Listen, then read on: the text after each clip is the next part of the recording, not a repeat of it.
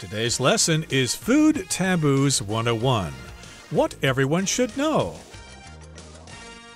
Hi, everybody. I'm Roger. And I'm Mike. And today we're going to continue talking about food taboos or rules about food. If you're religious, we focused mostly on religion last time, or culture to a certain extent. And, of course, there are lots of restrictions on the kind of food you can eat depending on your particular religious preference, your particular religion. For example, if you're a Muslim, for example, you're not supposed to eat anything having to do with a pig. The same applies for some Jews. Some Jewish people are okay with eating pork. It's okay to them. And then we also talked about Buddhism. Of course, you're supposed to be a vegetarian. Not all Buddhists are vegetarians. Some are. Kind of shows some respect for living things if you are a vegetarian. These are all some examples of food taboos in religions. All right, so we're going to be looking at how some food taboos are changing in Taiwan. Now, Taiwan isn't exactly a very multicultural society, but it is getting more that way. We have more and more people traveling here and moving here to work from different parts of the world. And, of course, they're bringing their traditional religious practices and their food habits as well along with them. And I think this is only a good thing. Taiwanese food is delicious, but Taiwanese food in itself is actually a combination of food from China and Japan and all over the place. And so having more delicious food out there is great for everyone, and it also allows us to be more culturally sensitive and culturally educated by learning about delicious food and some of the food rules behind that food that comes from different parts of the world. So let's get into our first paragraph. It's food taboos in a changing Taiwan. Food taboos in a changing Taiwan.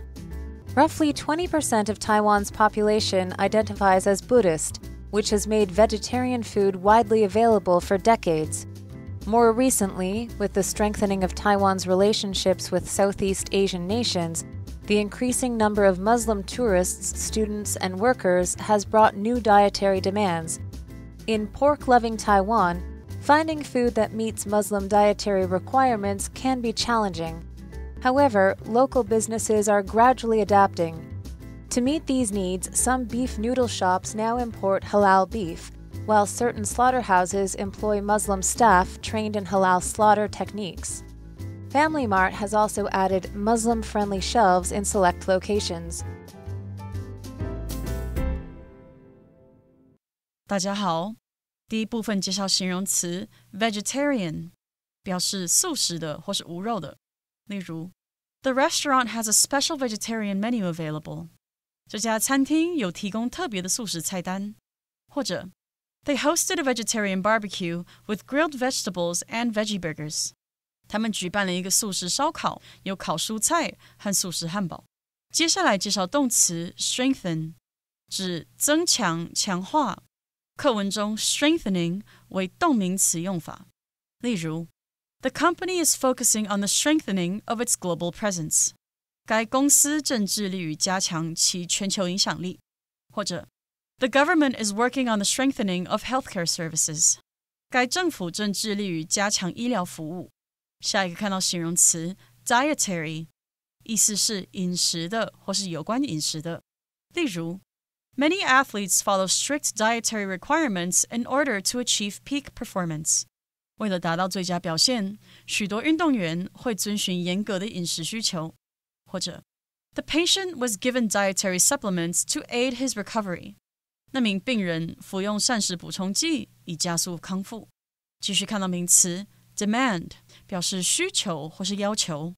例如 The demand for electric cars has significantly increased in recent years. 近年来对电动汽车的需求显著增加。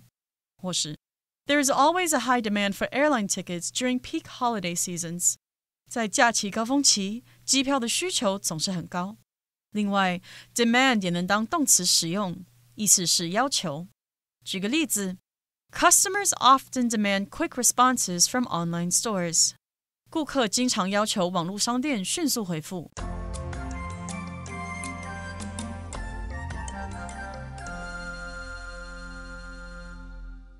Okay, so again, as promised, we're going to talk about some food taboos in Taiwan, which is constantly changing. Roughly 20% of Taiwan's population identifies as Buddhist, which has made vegetarian food widely available for decades. So, of course, as you know, many people here in Taiwan are Buddhist. 20% of people identify as Buddhist. Okay, so if you ask somebody in Taiwan what their religious affiliation is, I think most people will say, well, I really don't have any religious affiliation, but 20% will say that they are actually Buddhist. They actually go to temples and meditate and things like that. So if you identify as something, you consider yourself that particular thing, okay? So maybe you identify as Christian, maybe you identify as Muslim or whatever. Just 20% of people here in Taiwan identify as Buddhist. And that has, of course, as it says, made vegetarian food widely available for decades. Yeah, from my vegetarian friends, I know that Taiwan is actually a pretty good place to be vegetarian. I think India might be slightly better. There's a lot of vegetarians there, but I know people from here, when they travel to Japan, which doesn't have that big Buddhist tradition, it's more Shinto, being a vegetarian in Japan can be really challenging because there's a lot of meat served with a lot of things, and finding, enough healthy and interesting choices to not make your meals rather boring can be a bit of a challenge in a country like Japan or America or places like that. Taiwan is a pretty good place to be a vegetarian, the type of person who only eats, well, they don't only eat vegetables, they'll eat fruits and grains as well, but basically a vegetarian doesn't eat meat. So a vegetarian wouldn't eat meat. You could be a pescatarian, which means you eat fish but not other meat. So you don't eat land animals, but you do eat sea creatures. And of course, if you're really hardcore, you might be a vegan, in which case you eat nothing prepared from anything from an animal. Vegetarians might be against killing the animal, but they would still have milk and cheese and butter and stuff like that. A vegan, on the other hand, wouldn't have anything from an animal, so nothing that comes from an animal, not even if the animal isn't killed, so no butter, no ice cream, nothing dairy. And I know some vegans, they won't wear silk, they won't wear leather. I even met a vegan once, and he said, I'm traveling, so I allow myself to take photographs with a film camera. And I said, why? And he said, they use something from cows, something from the beef fat on the film. And so kind of like what we were reading about Muslim people not taking certain medications because of pork or pig products, there are vegans out there who won't take anything from an animal. So even a leather belt or a leather pair of shoes would not be allowed. Vegetarians, though, fruits, vegetables, grains, wheat, rice, that's all good, but just don't kill any animals. More recently, it says, with the strengthening of Taiwan's relationships with Southeast Asian nations, the increasing number of Muslim tourists, students, and workers has brought new dietary demands. So this is part of the changing nature of Taiwan society. It's a good thing. It's because of the result of strengthening relationships with Southeast Asian nations. Taiwan is cooperating with countries like Malaysia and Indonesia, places like that more and more. When something is strengthening, it's getting stronger. It's becoming stronger with relationships. It's becoming closer. There's more understanding. There's more interaction. There's less chance of disagreements or even something terrible like war. When we have strengthening relationships, we have better relationships. And this is with these Southeast Asian nations, like I mentioned. And a lot of those, I think Indonesia is actually the biggest Muslim country in the world. It has the most people who are of the Muslim faith, and they're coming into Taiwan to visit as tourists, to study as students, or to work and settle maybe even as workers. And so this has brought new dietary demands. You have thousands of hungry people from Muslim countries like Indonesia. They can't eat the paigu and the delicious pork products here, so they need something that is acceptable and tasty for them as well. So these new dietary demands. A demand is a need for something, right? Hungry people need food. They have money. They want to buy it, but they can't buy that food, so they need other food that they want to buy.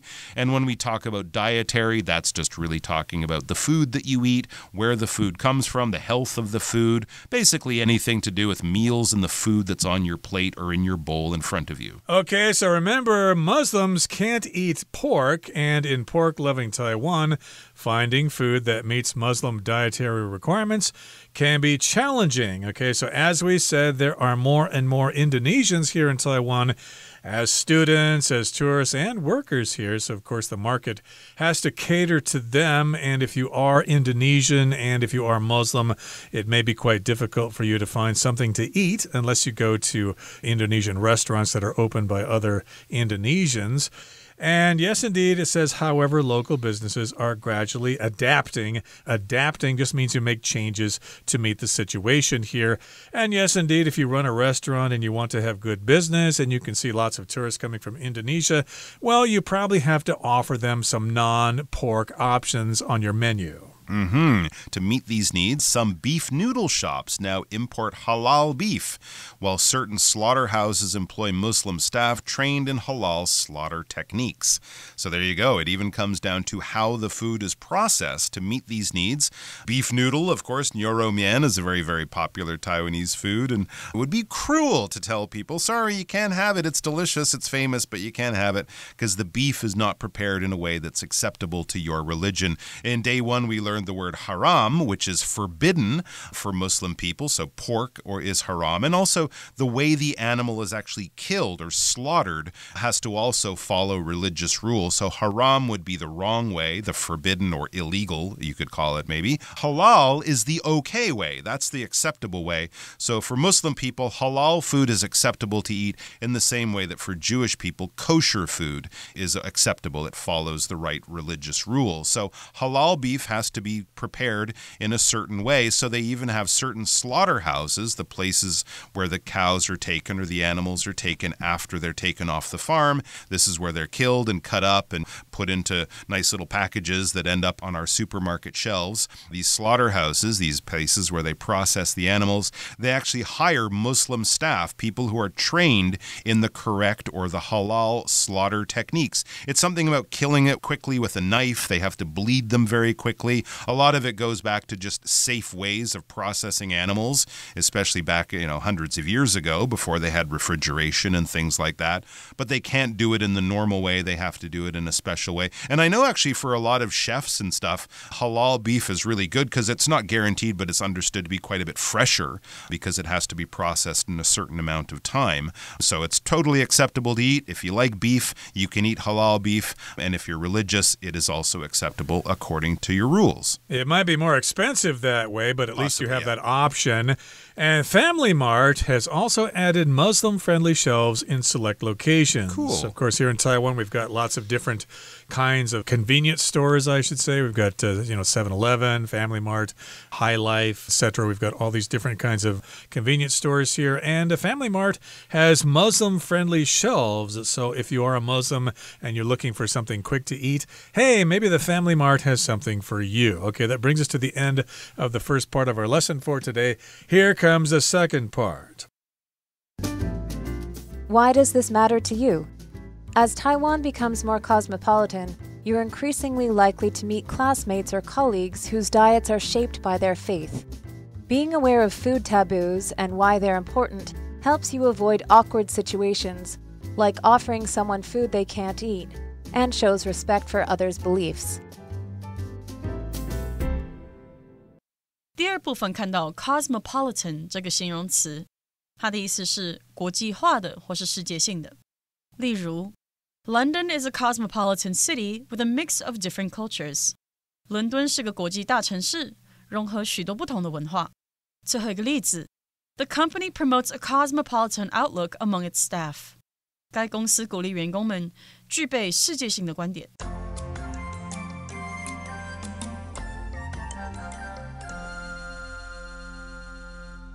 Okay, so you might be asking, what does this matter to you? Okay, so yeah, lots of times we ask this question when we're learning about something. Yeah, it's fine that we learn to talk about this kind of stuff, but what does it have to do with me?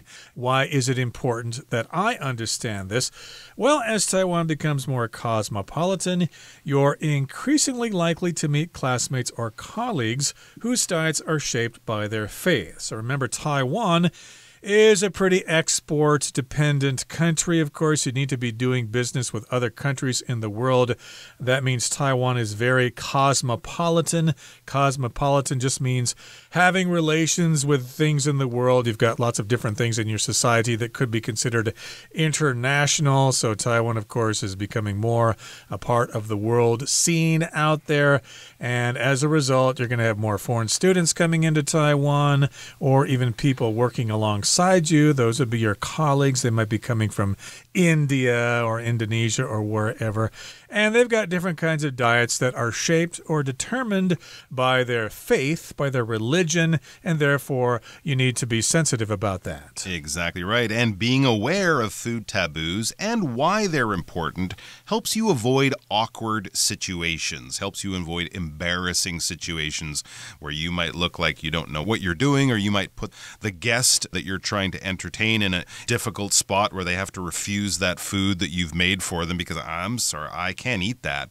It looks like a delicious pork roast, but I can't eat that at all. And that could just be awkward and embarrassing, like offering, as it says, like offering someone food they can't eat. We want to avoid these unpleasant social situations. And it also shows respect for others' beliefs, right? So you know about this. I think it also shows that you're a worldly educated person who is aware of this kind of thing.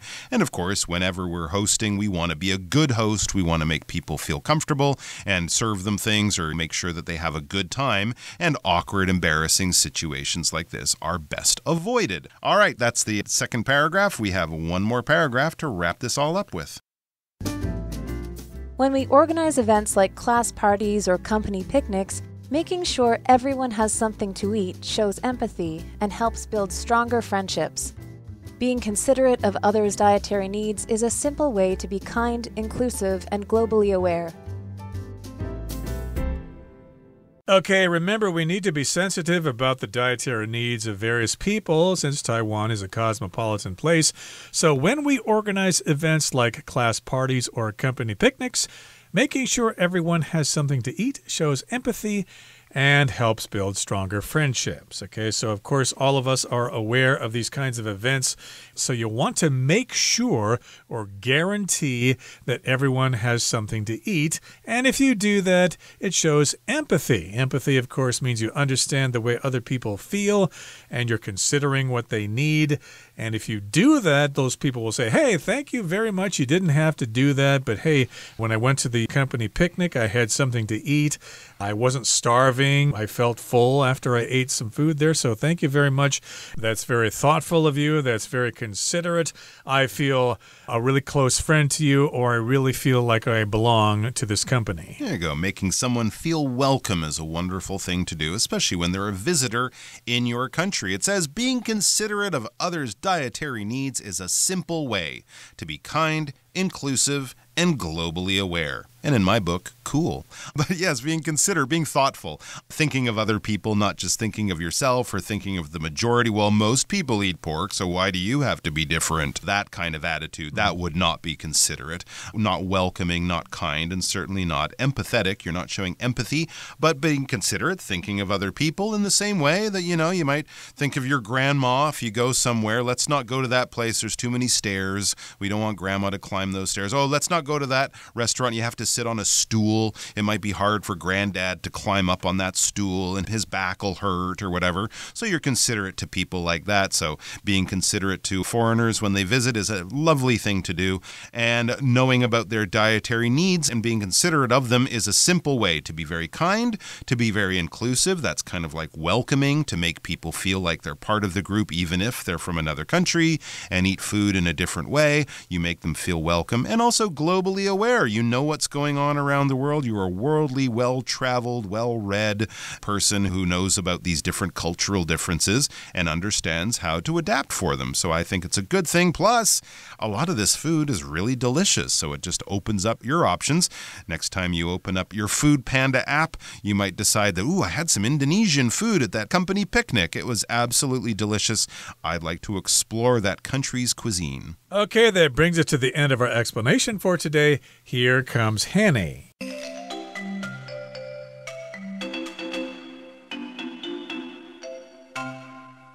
各位同学大家好，我是 Hanny。 我们来看今天的文法重点。课文第二部分提到，随着台湾变得越加国际化，你越来越有可能遇到其饮食受到信仰影响的同学或同事。文中是在 classmates or colleagues 后面接了关系子句 whose diets are shaped by their faith 来修饰限定，表达说不是任何一个同学或同事，而是其饮食受到信仰影响的同学或同事。好，那这边我们来整理一下 whose 引导关系子句的限定与非限定用法。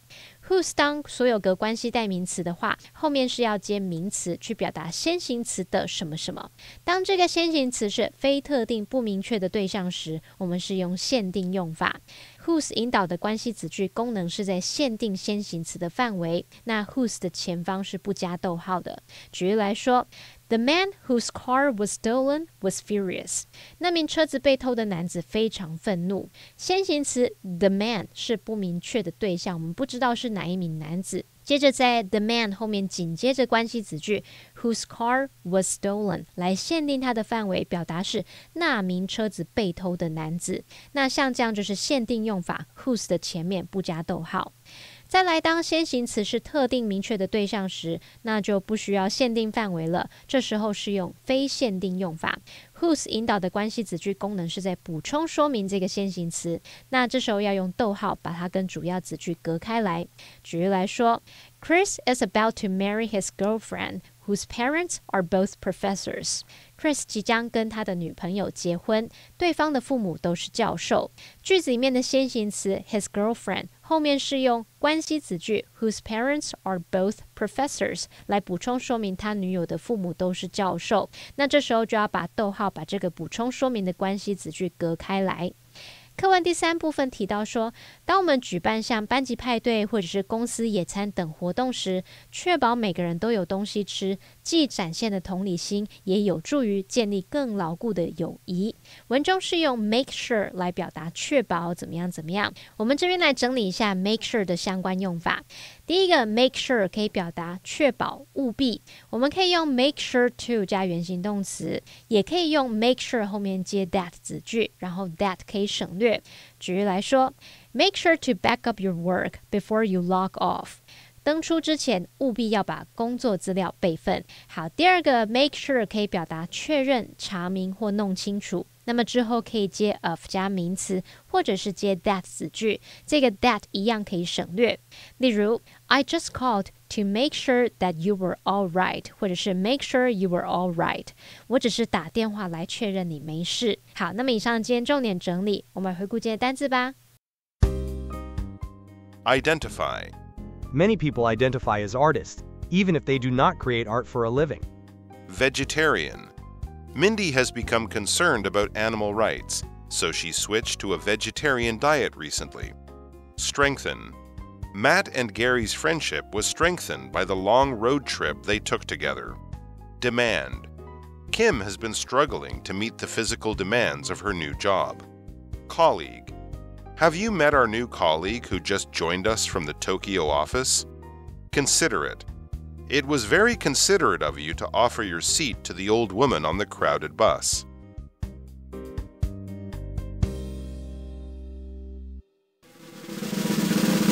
Discussion starter starts now! For our discussion starter question, we have another one about food taboos. The question is, besides the food taboos mentioned in the article, what is another food taboo that you have heard of? Well, my father told me about my great-grandparents, during World War II. Of course, most Americans really hated Germans. Okay. And so my grandparents, or my great-grandparents, refused to eat hamburgers because they have the word Hamburg in their name, and that's a German city, so they refused to eat hamburgers during World War II. And then, of course, when we beat them afterwards, oh boy, they had hamburgers galore after that. How about you? Very interesting. Well, one that I've heard of recently, it's not a religious-based one like yours, but ketchup is banned in French schools. So when they're preparing food for the students in France, ketchup, which I guess is le sauce américaine or something, it's seen as, you don't put that on food. Actually, I know people who don't like ketchup because it totally covers the flavor of all the other food, and French people, being very serious about their food, maybe feel that ketchup is just a little too uncivilized. Well, that brings us to the end of another edition of our program, and please make sure you join us again next time. From all of us here, I am Roger. I am Mike. See you next time.